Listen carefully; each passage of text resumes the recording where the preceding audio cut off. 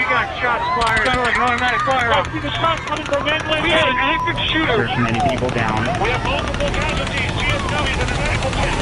Multiple casualties.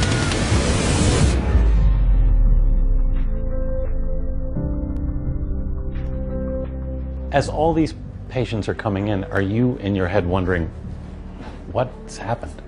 None of us really truly knew what happened. We didn't know how many people were shot. We didn't know how many assailants and things like that. You don't have the time. You don't have time to ask those questions. No. And I think the most important thing that I felt and saw that night was a calmness throughout the chaos. We knew we just had to remain calm, take care of the patients, triage, and keep going. No matter how many patients we had 214 patients that night, and the communication you would think would be broken, but the communication was so impressive. The sense of humanity that was shared with our community, with the caregivers that came in to help. And last night, when I got home, I had tears. I had tears of joy, of pride, of our team and our community, and tears of sadness.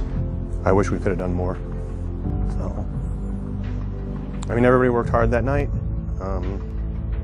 I do know one patient was back there, did not make it. We knew that night. There was a massive resuscitation, but of the 27 patients we took to the operating room, only one actually expired there. Trauma surgeon Dr. Alan McIntyre says the entire hospital staff pitched in to help.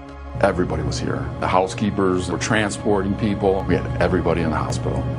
It's amazing. All hands on deck. All hands on deck.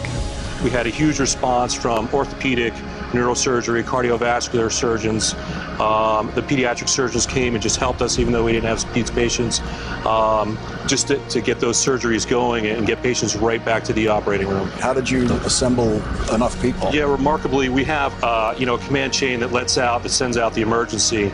But we had, fortunately, so many people in town. All 6 of my trauma surgeons were here, and everyone just responded. Your husband, by the way, pediatric neurosurgeon, he was pressed into service. Really, everybody it was all hands on deck, wasn't it? He's a pediatric general surgeon and was operating on adults, so we definitely utilized all of our resources. Sunrise had the response of every single one of their executive staff, leadership staff. We stuck with our plan as much as we could.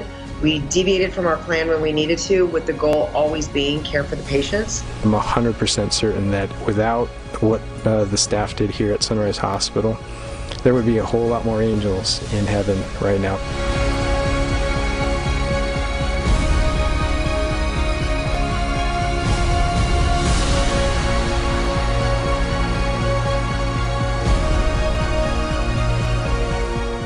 We are all here talking about these numbers that we know could have been much, much worse if you hadn't all sprung into action. Lives were saved where you were working.